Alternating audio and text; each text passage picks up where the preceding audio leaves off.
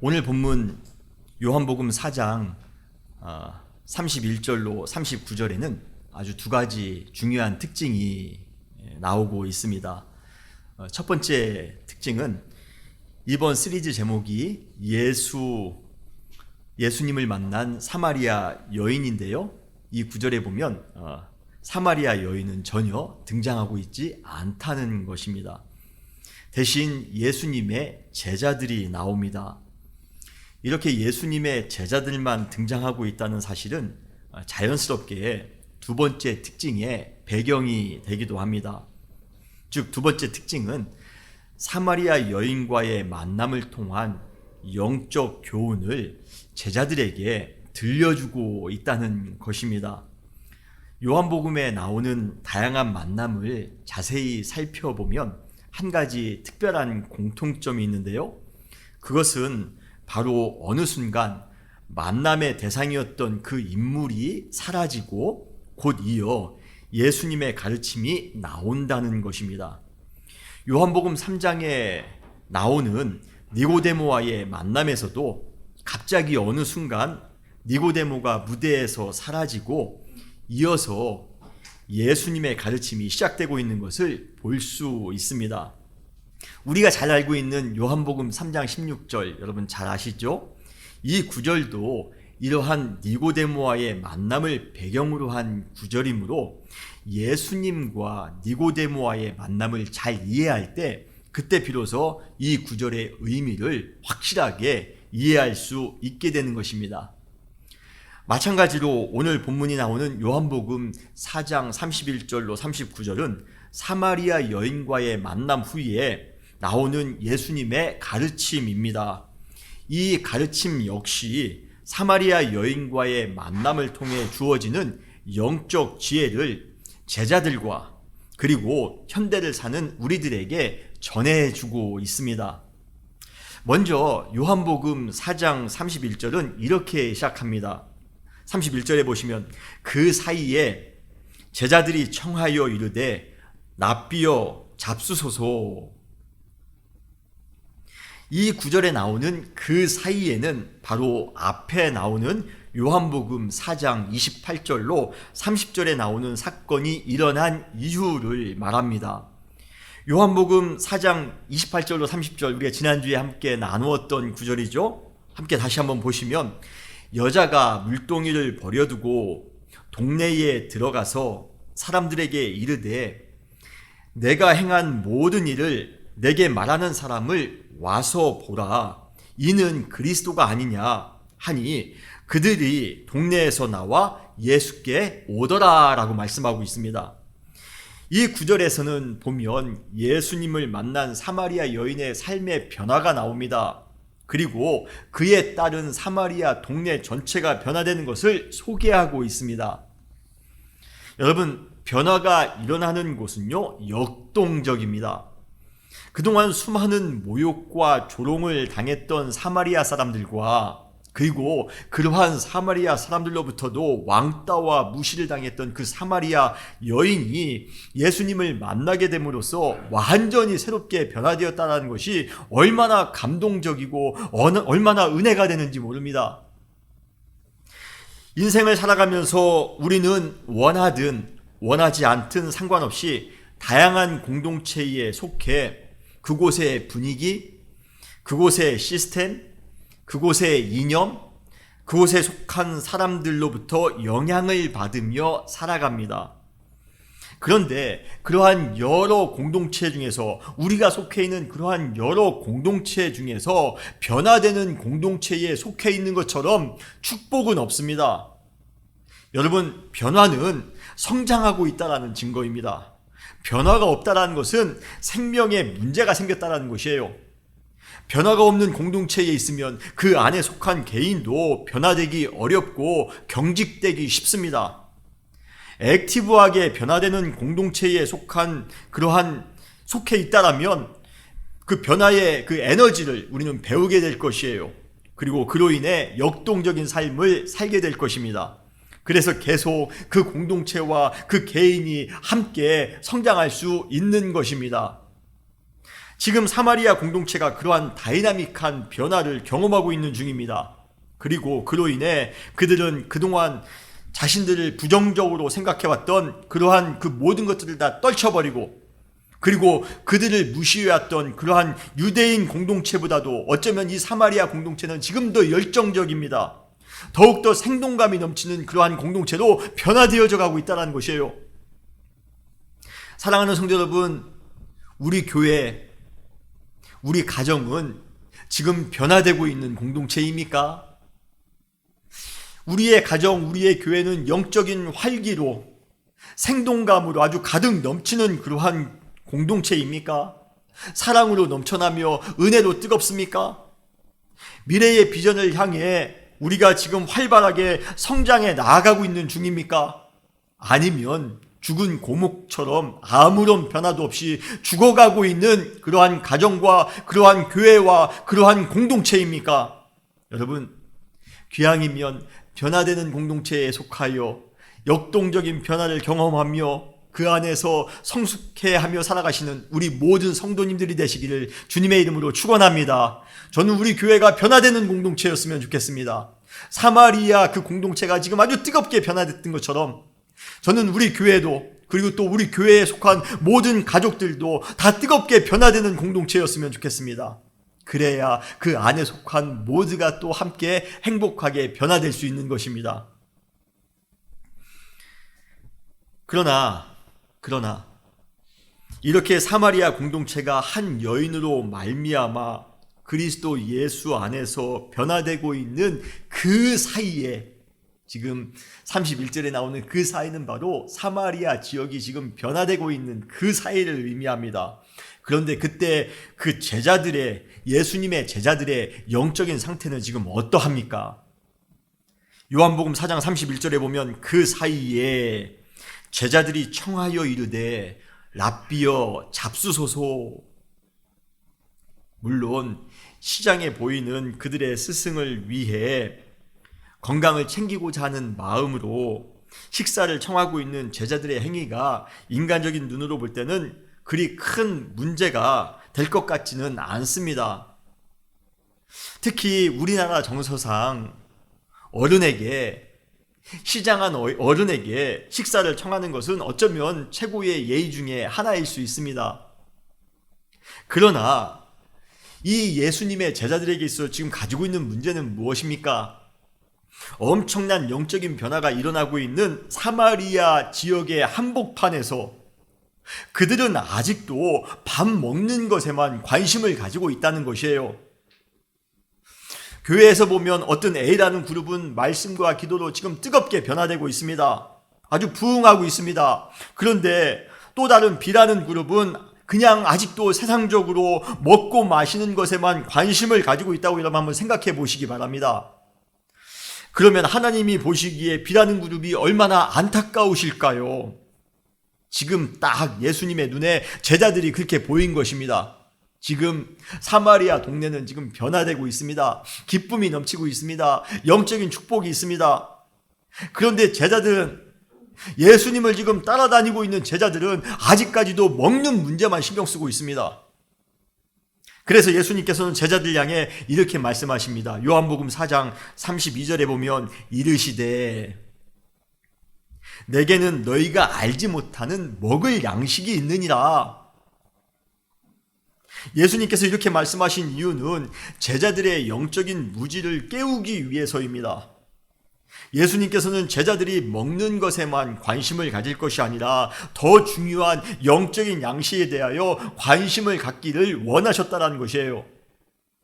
제자들도 이러한 예수님의 마음을 깨닫고 사마리아 지역의 영적 변화에 함께 동참해서 같이 영적인 부흥을 경험했어야만 했습니다. 그러나 그러한 예수님의 의도에도 불구하고 제자들은 계속 영적인 것에는 무관심한 채 오로지 먹을 것에만 집착합니다.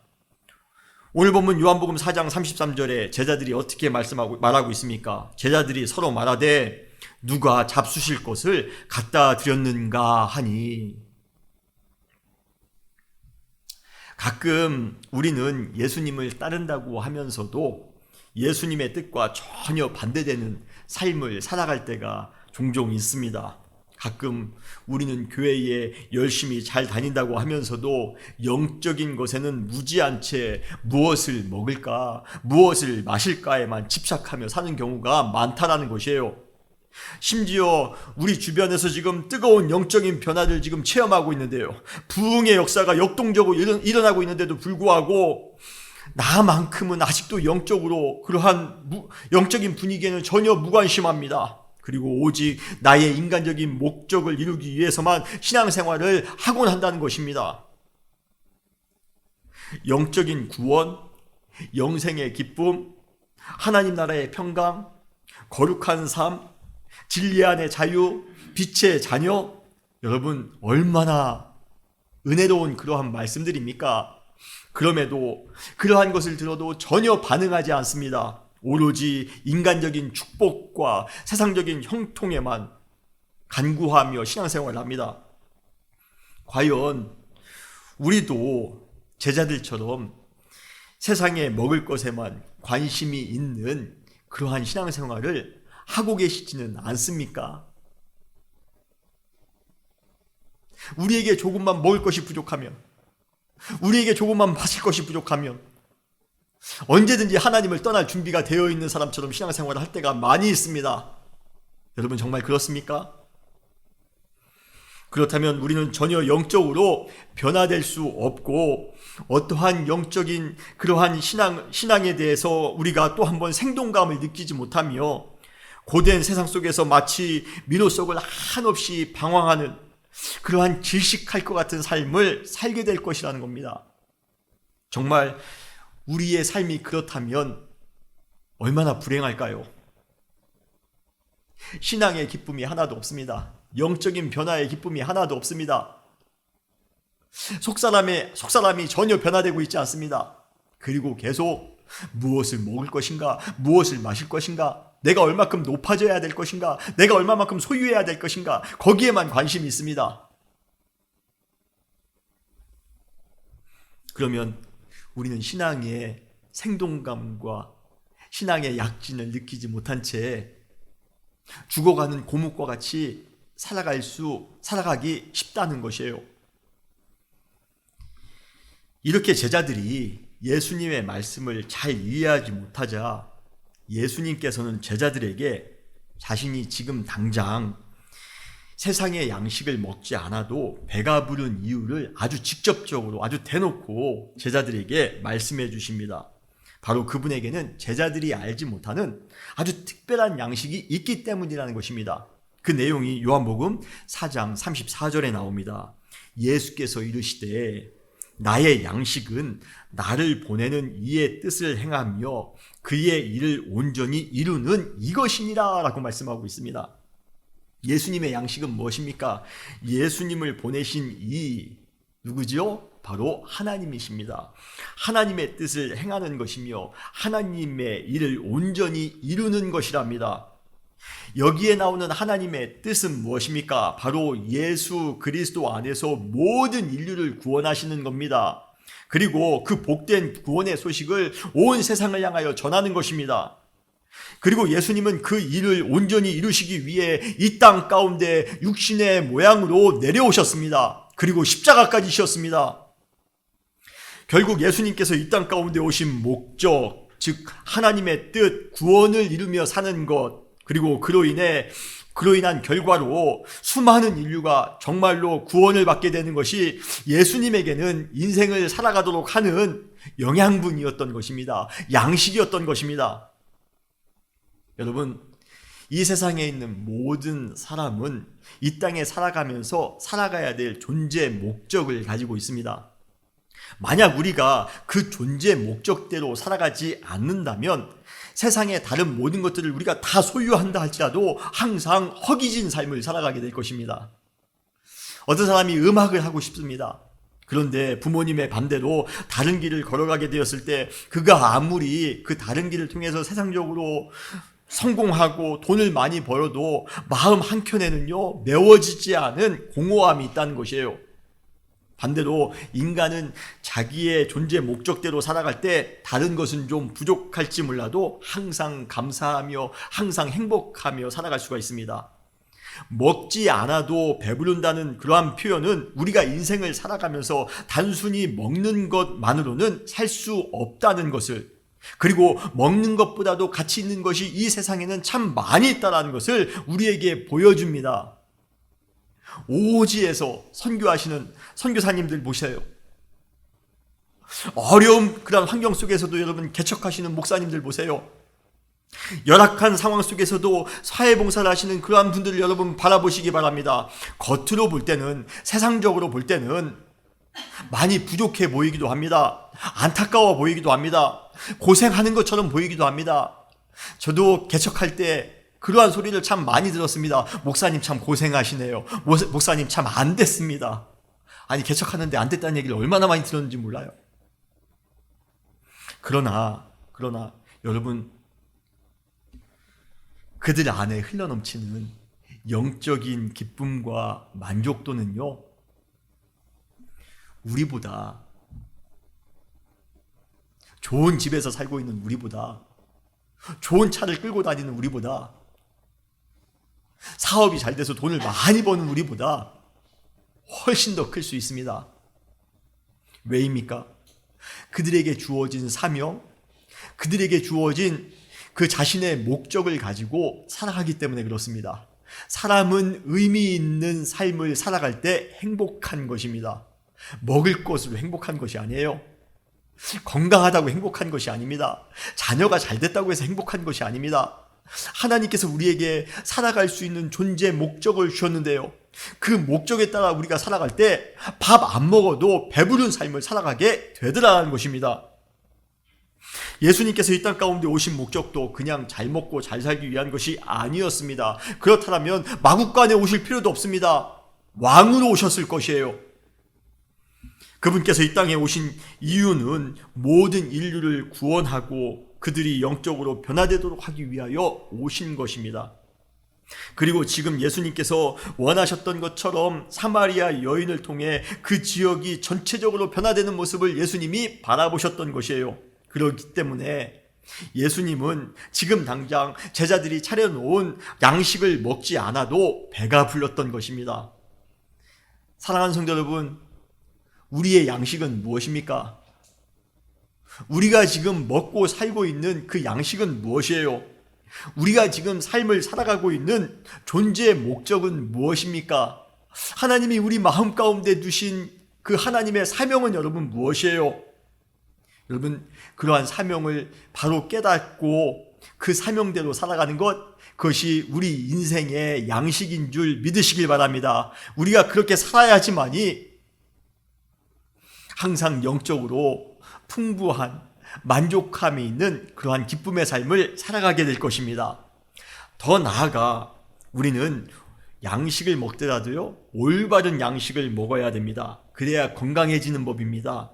술이나 설탕을 많이 먹으면 먹을수록 몸에 문제가 생길 뿐입니다. 우리가 올바른 목적을 양식으로 삼아 인생을 살아갈 때 탈이 생기지 않고 건강하게 지낼 수 있는 것입니다. 그렇다면 올바른 인생을 살아가기 위해 가장 좋은 양식, 밥 먹지 않아도 우리를 배부르게 할 우리 인생의 목적은 무엇입니까? 바로 오늘 본문 요한복음 3장 34절에 나오는 예수님의 양식, 예수님의 인생의 목적과 같은 그러한 양식이라는 것입니다. 요한복음 4장 34절에서 예수님께서 말씀하시는 양식은 사실 예수님만을 위한 것이 아니라 예수님을 따르는 우리 모든 성도들을 위한 것이기도 합니다. 하나님의 뜻을 행하며 그의 일을 온전히 이루며 사는 것이 예수님의 양식이라면 우리의 양식도 마찬가지로 하나님의 뜻을 행하며 하나님의 일을 온전히 이루며 살아가는 것입니다. 여러분, 예수 그리스도의 양식과 우리의 양식을 똑같이 하며 살아가시는 우리 모두가 되시기를 주님의 이름으로 축원합니다. 그런데 예수님에게 있어서 하나님의 뜻은 인류를 구원하시는 것이었습니다. 그런데 우리에게 있어서 하나님의 뜻은 무엇입니까? 바로 예수 그리스도의 은혜, 그 구원의 은혜를 온 세상에 전하며 살아가는 것입니다. 하나님께서는 그 일을 온전히 이루도록 하기 위해 우리를 부르시고 하나님의 백성으로 우리를 삼은 줄 여러분 믿으시길 바랍니다. 사마리아 여인은 예수님을 만난 이후 자신의 존재 목적이 복음을 전하는 것인 줄을 깨닫게 됩니다. 그리고 동네에 들어가 그 사명을 감당하며 살 때 그것이 그녀를 영적으로 배부르게 하는 양식이 되었던 것입니다. 그래서 그녀는 물동이도 다 필요 없이 살았다는 것이에요. 마찬가지로 우리도 그분의 뜻대로 복음을 증거하는 사명에 최선을 다하며 살아갈 때 말할 수 없는 영적 포만감을 느끼며 살아가게 될 것입니다. 사랑하는 성도 여러분, 우리의 가장 올바른 양식, 가장 귀한 양식, 바로 하나님의 뜻에 따라 복음을 증거하며 살아가는, 그리고 하나님의 일을 이루며 살아가는 그것임을 여러분 믿으시고 오늘도 주님의 뜻 가운데 순종하며 살아가시는, 복음을 증거하며 살아가시는 우리 모두가 되시기를 주님의 이름으로 축원합니다. 그런데 여기서 우리가 한 가지 알아야 될 것이 있습니다. 우리의 양식, 즉 우리의 존재 목적이 구원의 복음을 증거하는 것이라고 할 때 이것을 시행하는 것은요 매우 긴급한 일이라는 것입니다. 예수님께서는 양식에 대하여 말씀하신 후 오늘 본문 요한복음 4장 35절에서 이렇게 말씀하고 계십니다. 너희는 넉 달이 지나야 추수할 때가 이르겠다 하지 아니하느냐. 그러나 나는 너희에게 이르노니 너희 눈을 들어 밭을 보라. 휘어져 추수하게 되었도다 라고 말씀하고 있습니다. 우리 한글 성경에는 정확하게 번역되지 않았는데요, 원어에 보면 이 구절에 아주 중요한 두 가지의 부사가 사용되었음을 우리는 알 수 있습니다. 첫 번째 부사는 아직이라는 부사입니다. 그리고 두 번째 부사는 임이라는 그러한 단어입니다. 제자들의 생각은 그렇습니다. 아직 넉 달이 지나야 추수할 때가 이른다는 것입니다. 이 뉘앙스는 무엇입니까? 아직 급하지 않으니 지금부터 굳이 서두를 필요가 없다는 것으로 우리는 들립니다. 그러나 예수님의 생각은 달랐습니다. 나는 너희에게 이르노니 너희 눈을 들어 밭을 보라. 이미 휘어져 추수하게 되었도다 라고 말씀하고 있습니다. 한마디로 이미 추수할 때가 되었으니 지금 당장 긴급하게 추수할 준비를 하라는 것입니다. 이 구절에 나오는 눈은 우리의 영적인 눈을 의미합니다. 그리고 밭은 세상을 의미합니다. 그리고 추수하다라는 것은 마지막 때에 복음을 전해 수많은 사람들을 구원한다라는 그러한 의미를 가지고 있습니다. 결국 영적인 눈을 떠서 우리가 세상을 바라본다면 이미 구원의 때, 그 마지막 때가 시작되었기에 긴급하게, 아주 시급하게 우리는 모든 사람들을 향하여 복음을 전해야 된다는 것입니다. 세상의 눈으로 보면요, 세상의 모든 것이 아무런 문제 없이 잘 돌아가고 있는 것처럼 보입니다. 문명은 잘 발전하는 것처럼 보입니다. 스마트폰도 있죠, 인터넷도 있죠, 좋은 가전제품도 나오죠, 좋은 차도 나오죠. 세상의 문명이 발달하면서 그냥 모든 것이 다 좋아 보입니다. 간혹 깜짝 놀랄 만한 사건이 우리 주변에 일어나기는 하지만 나와 큰 관련이 없기 때문에 대수롭지 않게 생각하고 넘어갑니다. 어디에서 테러가 일어나든, 어디에서 성폭력 사건이 일어나든, 어디에서 무슨 기가 막힌 사건이 일어나든 처음에는 깜짝 놀라지만요, 시간이 지나면 나와 관계가 없기 때문에 우리는 곧 잊혀집니다. 우리의 생각에서 곧 잊혀집니다. 인간의 눈은 빠르게 변화하는 것에는 잘 반응합니다. 그러나 매우 느리게 변화하는 것에는요, 인식하지 못할 때가 참 많이 있습니다. 그래서 빨리 변화하는 기술에 대해서는요, 정확하게 인식하고 환호합니다. 그러나 느리게 변하는 인간의 죄성, 인간의 사악함, 잘못된 사회 시스템, 잘못된 이념, 갈등으로 가득한 국제 정세, 너무 느리게 변화하다 보니 우리는 그 변화를 인식하지 못하며 살아갈 때가 많이 있다는 것이에요. 예수님께서는 인간의 눈을 가지고는 그러한 한계가 있다는 것을 알고 계셨습니다. 그렇기 때문에 인간의 눈이 아니라 영적인 눈을 들어 진실된 세상의 모습, 즉 마지막 추수의 때가 임박한, 그래서 지금 당장 구원이 절대적으로 필요한 세상의 모습을 바라보며 말씀을 전하라고 우리 가운데 말씀하신 것입니다. 사탄은요, 어떻게든 우리의 눈을 왜곡시켜 마치 세상이 인간의 의지와 능력대로 지금 잘 돌아가고 있는 것처럼 보이도록 하기 위해 얼마나 애쓰는지 모릅니다. 그리고 우리 역시도 아직 구원이 필요할 만큼 긴급한 상황은 아니라는 그러한 안이한 마음을 가지고 영적인 것에는 전혀 관심을 가지지 않고 긴장하지 않고 살아갈 때가 참 많이 있습니다. 그래서 당장 하나님의 뜻대로 살기보다는 내가 원하는 방식대로, 내가 원하는 목적대로, 내가 원하는 그러한 욕심을 이루며 살아가기 위해 매일같이 분주합니다. 하나님의 사명을 감당하며 살기보다는, 복음을 증거하며 살아가기보다는, 교회에 헌신하며 또 수많은 사람들을 위하여 헌신하며 살기보다는 당장 자신의 필요로 하는 것을 채우기 위해 노력하며 살아갑니다. 지금 당장은 돈을 버는 것, 유명해지는 것, 자녀를 잘 키우는 것 하기에도 시간이 없다는 것이에요. 목사님이 몰라서 그런데 돈을 버는 것이 얼마나 힘든지 모른답니다. 자녀를 키우는 것이 얼마나 많은 시간이 필요한지 모른다고 말씀하십니다. 유명해지는 것, 인기 많아지는 것, 시간이 없답니다. 그리고는 하나님의 뜻대로 사는 것에 대해서는 아직 시간이 많이 있으니 나중에 하면 된다고 생각합니다. 교회에 나오는 것 나중에 나오면 됩니다. 교회에 봉사하는 것, 사랑하며 살아가는 것 다 나중으로 돌립니다. 여러분, 그러나 그것은 엄청난 영적 착각입니다. 제가 누누이 여러 번에 걸쳐 말씀을 드렸습니다. 이 세상에서 가장 늦은 순간, 인생을 가장 후회하도록 만드는 순간은 바로 나중이라는 시간입니다. 바로 다음이라는 시간입니다. 우리는 내일 인류가 멸망한다 할지라도, 인류의 마지막 날이 찾아온다 할지라도, 예수님께서 이 땅 가운데 재림하신다 할지라도 전혀 이상할 것이 없는 시대를 살아가고 있습니다. 추수 때는 우리가 계산한 것처럼 더디오지 않을 수 있습니다.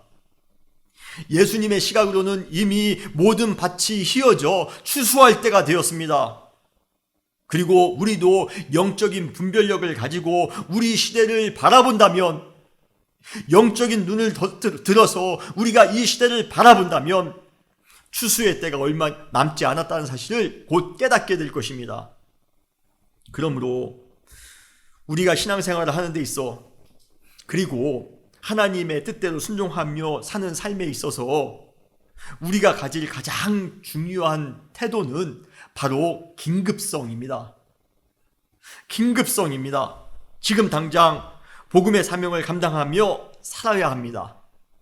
가족이나 학교, 직장이나 이웃에 전도할 사람이 있다면 여러분 나중으로 미루지 마시기 바랍니다. 오늘 당장이 복음을 전할 수 있는 가장 적절한 아주 좋은 타이밍임을 여러분 깨닫고 복음을 증거하는 그러한 삶을 지금부터 시작하시는 우리 모두가 되시기를 주님의 이름으로 축원합니다. 그런데 우리가 복음을 증거하는 사명을 지금 당장 실천하며 살아갈 수 있도록 해주는 원동력이 있습니다. 여러분, 그 원동력이 있어야지만이 우리는 나가서 복음을 지금 당장 전하며 살아갈 수가 있습니다. 그 원동력이 무엇입니까? 바로 예수 그리스도의 은혜입니다. 우리가 하나님의 뜻대로 살아갈 수 있는 이유, 우리가 능력이 있어서, 우리가 힘이 있어서, 우리가 의지를 가지고 있기 때문에 아닙니다. 하나님께서 예수 그리스도 안에서 우리에게 주신 은혜 때문입니다. 우리가 은혜가 있어야지만이, 예수 그리스도의 은혜가 있어야지만이 나아가 담대하게 복음을 증거할 수 있는 것입니다. 여러분, 오늘 본문 요한복음 4장 36절 전반에 보면 예수님께서 이렇게 말씀하십니다. 거두는 자가 이미 싹도 받고 영생에 이르는 열매도 모으나니라고 말씀하고 있습니다. 이 구절에 나오는 거두는 자는 마지막 추수 때에 복음을 전하는 우리 모든 성도님들을 의미합니다. 우리가 거두는 자입니다. 그런데 그 성도들이 이미 싹도 받고 영생에 이르는 열매도 모았다라고 말씀하고 있습니다. 하나님께서 복음을 전할 우리 모든 전도자들에게 급여를 미리 가불해 주셨다는 것입니다. 여기에 나오는 싹이 우리가 생각하는 그러한 화폐는 결코 아닐 것입니다. 이 싹은 바로 예수 그리스도의 구원의 은혜입니다. 하나님께서 우리가 하나님의 뜻대로 복음을 전하는 사명을 잘 감당하며 살아갈 수 있도록 그 싹스로서 예수 그리스도의 한없는 은혜와 그 안에서 주어지는 영생의 열매를 이미 가득 우리에게 주셨습니다. 여러분 믿으십니까? 복음을 전하는 것이 참 어려운 일임에는 분명합니다. 참 어려워요. 상대방을 잘 알든 알지 못하든 상관없이 그 어느 누구에게나 복음을 전하는 것은요 매우 부담스러운 일임에 틀림없습니다. 이 세상에서 가장 변하기 힘든 존재가 바로 인간입니다. 그러한 변하기 어려운 존재에게 찾아가 그를 눈에 보이지도 않는 복음으로 변화시키는 것은요 사실 인간의 능력으로는 불가능에 가깝습니다. 그래서 많은 성도님들에게 제발 가서 가족 전도하세요, 이웃 전도하세요, 친구나 직장 동료에게 가서 전도하세요 라고 제가 권면을 드리면 대부분의 성도님들이 불편하게 생각합니다. 그러나 인간으로서의 나는 할 수 없을지라도 주님의 은혜로 충만한 나는 할 수 있음을 여러분 믿으시길 바랍니다. 주님께서는 우리가 복음을 전하는 사명을 잘 감당하며 살아갈 수 있도록 예수 그리스도의 은혜라는 그 엄청난 싹스를 우리에게 미리 허락해 주셨습니다. 싹스를 받고 일을 하지 아니한 사람은 게으른 사람이며 동시에 도둑놈 심보를 가지고 있는 사람입니다. 그렇죠? 싹스를 받았으면 그 싹스에 맞는 일을 해야 됩니다. 예수님께서 십자가에 죽으심으로 우리에게 이미 엄청난 액수의 싹스를 미리 지불해 주셨습니다. 우리가 그 은혜의 싹스를 떼어먹는 도둑이 되지 않기 위해 은혜에 합당한 사명자의 삶, 전도자의 삶을 살아가야 합니다. 우리가 한번 영적으로 잘 계산해 보면요, 우리가 감당해야 될 사명에 비해 우리가 복음을 전하는 것이 아무리 힘들다 할지라도, 교회를 건강하게 세워나가는 것, 헌신하는 것이 아무리 힘들다 할지라도 주님께서 우리에게 주신 싹스에 비교하면요 우리는 비교할 수 없을 만큼 큰 것을 받은 것입니다. 여러분 믿으십니까? 마치 주방의 싱크대를 고치기로 했는데 주님께서는 집 전체를 고칠 그러한 비용을 주신 것과 마찬가지입니다. 이미 주님께서는 우리에게 정말 감당할 수 없을 만큼의 큰 싹스를 주셨는데요, 급여를 주셨는데요, 우리가 복음을 증거하는 것보다도, 우리가 하나님의 뜻대로 사는 것보다도 훨씬 더 가치 있는 그러한 급여를 우리 가운데 주셨는데요, 왜 우리는 가만히 계십니까? 하나님의 뜻대로 사명을 감당하며 사는 것, 복음을 증거하며 사는 것이 인간적으로는 아무리 힘들어 보인다 할지라도 예수님께서 우리에게 주신 싹신 주님의 은혜를 생각해 볼 때 사실 우리에게는 훨씬 더 수지가 맞은 것임에 분명합니다. 우리는 더 많은 이익을 얻은 것임에 분명합니다. 어리석은 사람은요, 사명 감당하며 살기가 귀찮으니까 주님께서 지불하시는 싹도 안 받겠다라고 말하는 사람도 있습니다. 자신은 주님의 뜻대로 살지 않겠다라고 싹도 받지 않고 주님이 원하는 대로 살지도 않겠다라고 생각하는 사람들이 있습니다. 그러나 그것은요 소탐대실입니다. 작은 것을 탐하다 큰 것을 잃는 것입니다. 진정한 성도는 주님께서 우리에게 엄청난 그러한 싹스를 지불하셨다는 것을 잘 알고 있습니다. 주님의 그 엄청난 싹스에 비해 우리가 감당해야 될 사명, 그 사명이 너무 초라해 보여. 여러분, 주님의 은혜를 체험한 사람은요 복음을 증거하는 것이 그렇게 큰 사명으로 보이지 않습니다. 우리에게 은혜가 없으면요 복음을 증거하는 것, 교회에 헌신하는 것, 사람들을 사랑하는 것이 얼마나 크게 보이는지 모릅니다. 그러나 우리 안에 그 은혜의 싹, 하나님이 우리에게 주신 그 급여를 생각해 보면요, 예수 그리스도의 은혜가 우리 가운데 가득 넘친다라면 우리에게 주어진 사명이 오히려 초라하게 보일 정도입니다. 그러기에 우리는 죄송한 마음으로 더 충성되게 사명을 감당하며 살아가기 위해 노력할 것입니다. 사랑하는 성도 여러분, 주님께서 주신 은혜의 싹을 한번 생각해 보시기 바랍니다. 십자가에서 죽으신, 우리를 위하여 죽으신 그 사랑의 은혜입니다. 그 은혜의 싹을 생각하시고 더욱더 감사한 마음으로 복음을 증거하는 그러한 사명을 감당하며 살아가시는 우리 모든 성도님들이 되시기를 주님의 이름으로 축원합니다. 우리가 복음을 증거하는 사명을 살아갈 때 꼭 기억해야 될 것이 있습니다. 바로 복음을 증거하는 것은 나 혼자 하는 것이 아니라 합력하여 선을 이루는 사명이라는 것입니다. 누군가에게 복음을 증거하여 그 사람을 변화시키는 것은 어떠한 한 사람의 능력으로 가능한 것이 아니라 여러 사람들이 여러 단계에서 함께 노력할 때 가능한 것임을 여러분 믿으시길 바라요. 그 내용이 요한복음 4장 37절로 38절에 나옵니다. 그런즉 한 사람이 심고 다른 사람이 거둔다 하는 말이 옳도다.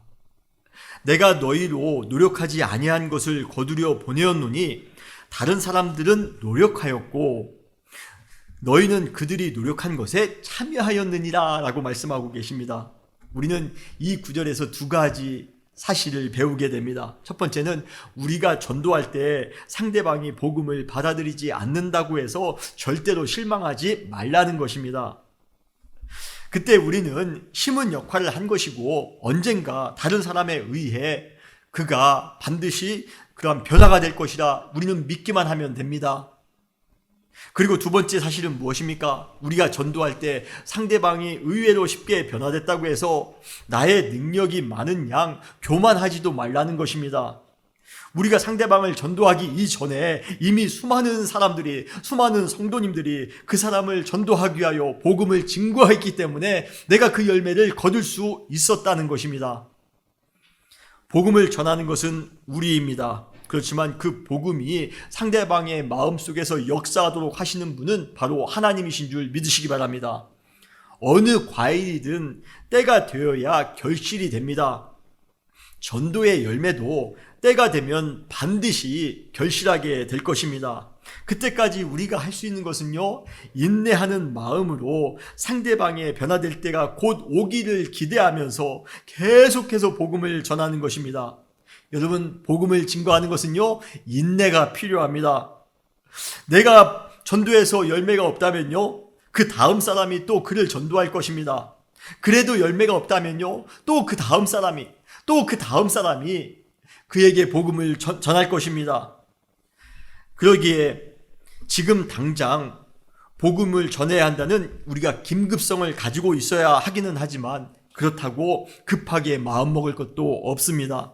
지금 우리가 전도하는 분이 계시다면 끝까지 인내하는 마음으로, 여러분 한 번 했는데 안 됐습니다, 포기하지 마세요. 전도는 인내가 필요한 것입니다. 열매를 맺기 위해서는요, 참 많은 인내가 필요합니다. 인내하는 마음으로, 그리고 기도를 통해 성령을 의지하시면서 예수 그리스도의 사랑으로 복음을 꾸준하게 전하시기 바랍니다. 그러면 때가 되는 순간 전도의 열매를 맺게 될 것입니다. 여러분, 믿음으로 인내하며 끝까지 전도하시는, 끝까지 복음의 사명을 감당하시는 우리 모든 사랑하는 성도님들이 되시기를 주님의 이름으로 축원합니다. 마지막으로 이렇게 우리가 복음을 증거하는 사명을 감당하며 살아갈 때 우리 안에 주어지는 영적인 축복이 있습니다. 그것이 무엇입니까? 바로 기쁨입니다. 바로 즐거움입니다. 오늘 본문 요한복음 4장 36절 후반에 보면 이는 뿌리는 자와 거두는 자가 함께 즐거워하게 하려 함이다 라고 말씀하고 있습니다. 뿌리는 자와 거두는 자는 복음을 전하는 사명을 가지고 헌신한 모든 성도님들을 의미합니다. 누구는 뿌리기도 하고요, 누구는 물을 주기도 하고요, 누구는 마지막에 추수도 합니다. 모든 성도님들이 같이 합력하여 하는 것입니다. 그런데 그들 모두가 한 영혼이 변화되는 것을 보면서 즐거워하고 있다는 것입니다. 전도의 과정이 참 힘들고 어려운 과정임에는 분명합니다만, 그래도 전도자들이 심지어 순교를 각오하면서까지, 조롱을 각오하면서까지, 왕따를 각오하면서까지 복음을 증거했던 이유는 바로 한 영혼이 변화됨으로써 오는 영적 기쁨을 그들은 알고 있기 때문에 그렇습니다. 바로 예수님께서도 지금 방금 전에 새롭게 변화된 사마리아 여인과 그리고 사마리아 동네를 바라보면서 그 기쁨을 누리셨던 것입니다. 전도하는 것이 힘들지만 그래도 해야 되는 이유는 하나님의 뜻이기 때문에 그렇습니다. 하나님이 우리에게 주신 양식이기 때문에 그렇습니다. 그러나 그보다 더 근본적인 이유가 있습니다. 그것은 바로 전도를 통해 우리 안에 엄청난 그 영적 기쁨이 넘치게 될 것이기 때문에 그렇습니다. 전도는 하나님의 뜻을 행하는 것이지만 하나님이 이익을 얻는 것보다도 우리가 얻는 이익이 훨씬 더 많습니다. 전도할 때 한 영혼이 변화되어 돌아올 때 우리의 마음 가운데 정말 한량없는 하나님의 기쁨으로 가득 채워질 줄 여러분 믿으시길 바랍니다. 누가복음 15장에 보면 잃은 양 비유가 나옵니다. 그 한 마리의 잃은 양을 찾기 위해 목자가 얼마나 고생하는지 모릅니다. 바위 틈틈을 다 살펴봅니다. 벼랑 끝까지 찾아가 그 위험한데도 불구하고 그곳에서도 어린 양을 찾습니다. 그리고 그렇게 오랜 시간 헤맨 끝에 마침내 그 잃은 양을 발견하게 됩니다. 그때 그 목자의 반응이 어떠한지 누가복음 15장 5절로 6절에 나옵니다. 또 찾아낸 즉 즐거워. 저 같으면요, 그 양을 한번 발로 한번 찼을 것 같아요. 얼마나 고생스럽습니까? 한 마리 그 양 때문에 그동안 얼마나 힘들었는지 몰라요. 그러면 제 마음으로는 찰 것 같은데, 여기에 보면 이 목자는 그렇지 않았나 봅니다. 찾아낸 즉 즐거워 어깨에 메고 집에 돌아와. 여러분, 이스라엘에서 자라는 양은요 정말 지저분한 양입니다. 저 푸른 초장 맑은 물가에 있는 그 호주나 스위스에 있는 양 우리는 보통 생각하는데요, 새하얀 양이 아닙니다. 이스라엘에서 양을 키우는 지역은요 강우량이 300mm 밑 아래인 그러한 밭농사를 질 수 없는 곳에서 목축을 합니다. 그러니 사람 먹을 물도 없는데요, 양 씻어줄 물이 어디 있습니까? 평생 한 번도 목욕하지 못한 양들이 대부분입니다. 그만큼 지저분한 양이에요.